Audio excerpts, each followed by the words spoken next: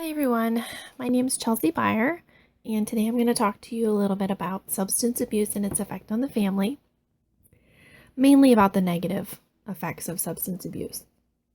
One thing is how substance abuse is related to social media. Social media, such as trends on Facebook, Twitter, Instagram, are causing spikes in healthcare and wellness, which is a good thing. And photos of healthcare and wellness tend to encourage people to make efforts to care about themselves and others.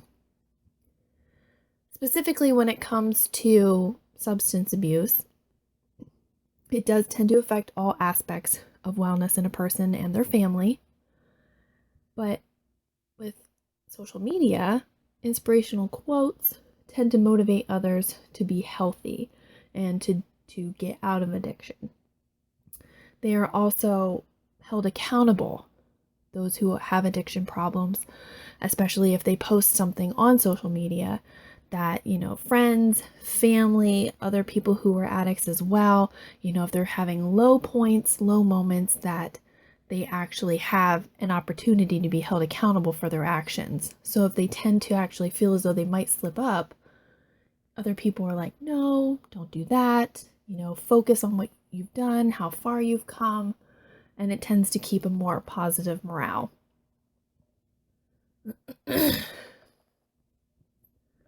Substance abuse does tend to have its negative effects. People are often at a higher risk for contracting HIV and AIDS or even hepatitis C. And those who tend to abuse the drugs are more likely to live shorter lives. They also tend to increase the admissions into a mental health facility. They decrease employment. And a lot of people tend to be homeless after a while. They spend all their money on the drugs, the family stops supporting them, and then they end up on the streets, unfortunately. But the main thing that tends to be negative is that it decreases the overall health and wellness in all aspects for a person when they have addictions.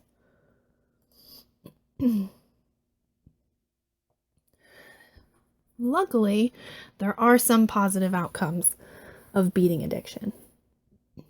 One of them happens to be an increase in their self-esteem, changes in body image, how they see themselves, being addiction-free. They also acquire a new group of friends, hopefully, who are sober, understand the effects of addiction in some way, so they may not necessarily be an addict themselves. However, they do understand what addiction is and how it can affect someone. They also will have funds to either pay back debts, to help save money for important family events. And this happens because they're not spending that money on drugs. They also have the ability to, fix some broken relationships with either family members or friends who were affected by their addiction. And it makes them more aware of their overall health.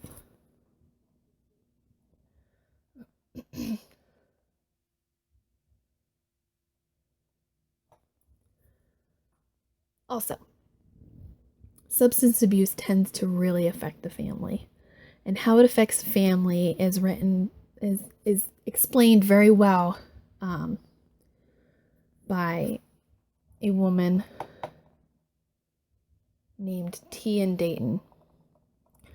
She explains this in a way that, it does ring true. One of the quotes, as in the slide here, is families where addiction is present are oftentimes painful to live in, which is why those who live in the addiction may become traumatized to varying degrees by the experience. And you can kind of see this sometimes with children who have parents who are addicts. They tend to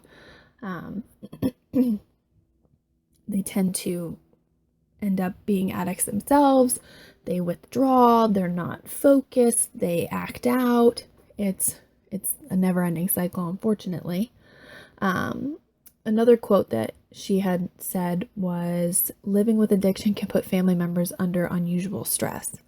This is stress that they may not be familiar with. This is stress that, isn't necessarily just financial. This isn't just, oh, I have a child now, things in my life are going to change.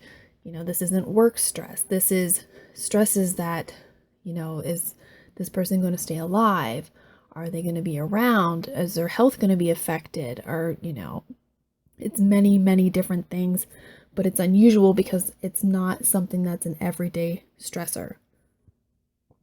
And the last quote that she has on here is, normal routines are constantly being interrupted by unexpected or even frightening kinds of experiences that are part of living with drug use. Yes, they are completely changed.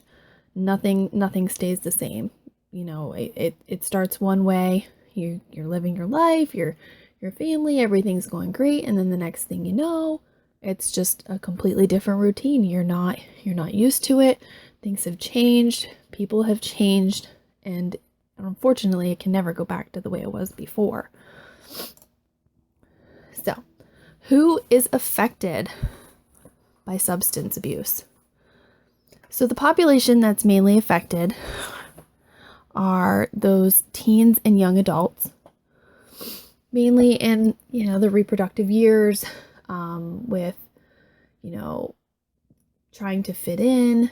Your body's changing. You want to do things to make yourself popular. Kids, if they feel that they're not accepted, will try to make themselves feel accepted, and they end up doing this by abusing drugs, unfortunately. People with mental health issues or a history of family mental health issues are likely to abuse drugs as well, mainly to cope with the mental illness that they have. But then again, it's sometimes they don't exactly know the right from wrong, and then just go out on a whim and decide to do what they do because they choose to do it. Lower income families also tend to be one of the higher drug abuse areas.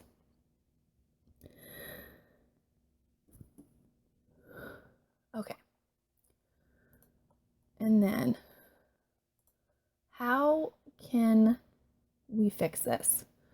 There's a plan to improve outcomes for families, and assist in prevention and healing of substance abuse in these families. So one way is to create an online web-based program for those who seek help privately, which seems to be kind of a problem because when people tend to do drugs kind of privately. They're very secretive about it. They kind of hide. So when they actually, decide to get help, they don't want to be public about it. They don't want everybody to know that, I'm a drug addict and I'm here to get help. Some do, most do not. So being able to seek this help privately, it decreases their anxiety about seeking sobriety. It gives them the opportunity to get online and check reviews, much similar to like a doctor's office. They can also talk on a phone or in a chat with other addicts seeking the same thing, or others who have gotten clean and they want their take on a program that's available. So say there's an addict that is interested in some kind of sobriety program.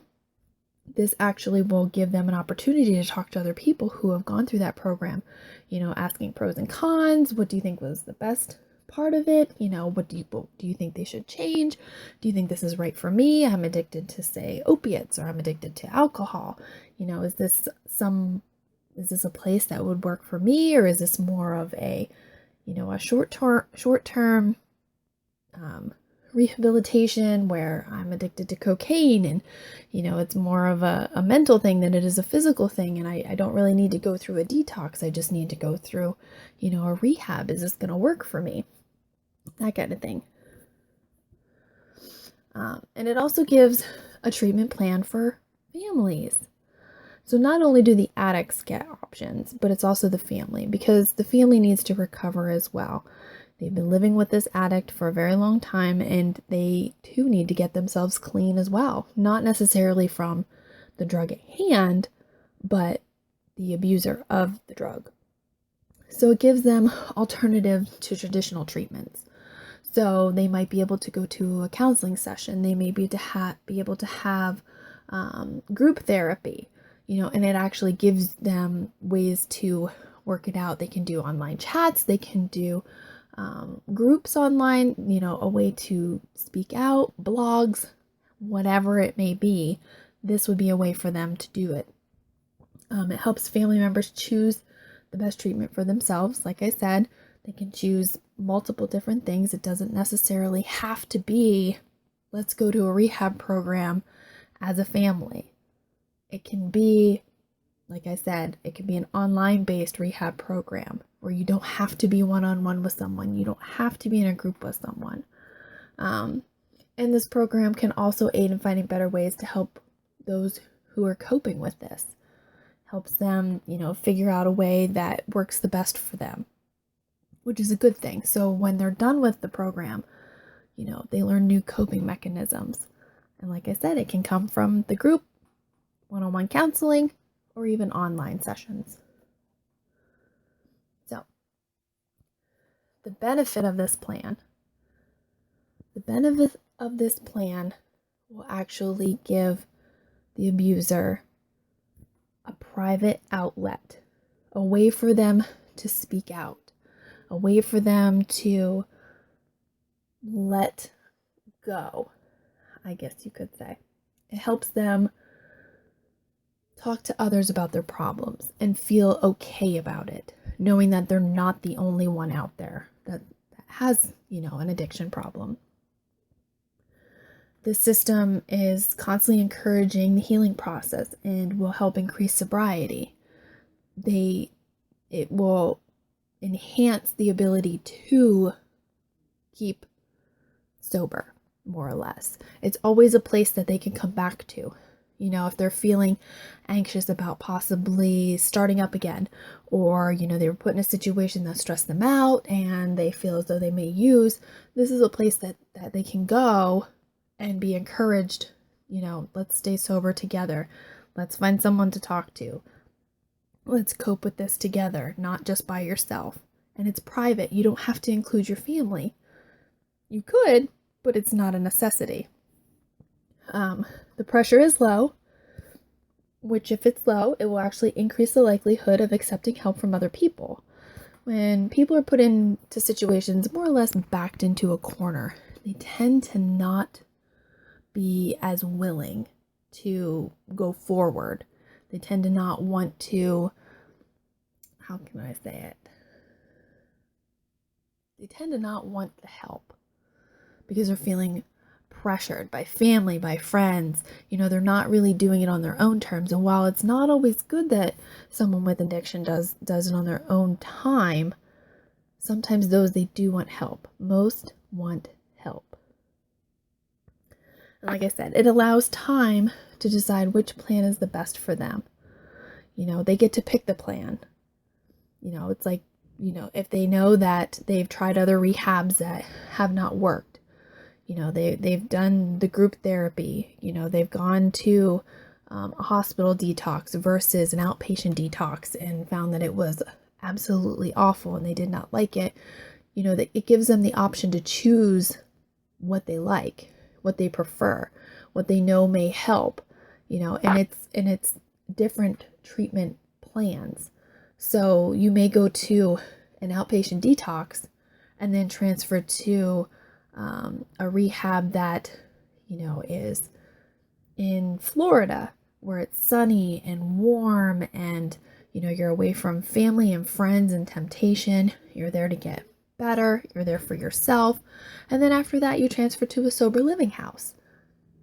That's the type of thing. And that sober living house can actually be close to your home, in your state, but it's far enough away that you won't be tempted by people that you used to be friends with, family members that may have done drugs with you. You won't be tempted by them either, because you're far enough away that you can still see close family, but you're close enough that if anything were to happen, you could go home.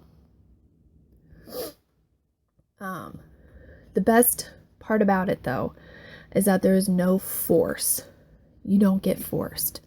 However, this does not include if you were to commit a crime and it was court ordered. This is not a situation like that. This is for people who legitimately have addiction problems and really want the help. The help would be there. The help would be available at all hours of the day. They'd have people to talk to. They'd have people to confide in, and they'd be able to decide, is this what's best for me? Is this the route to take? And giving them those options may actually help them more in the long run. So, the benefit of the plan of this web-based online program is to help, not hinder, those with addiction problems. Thank you.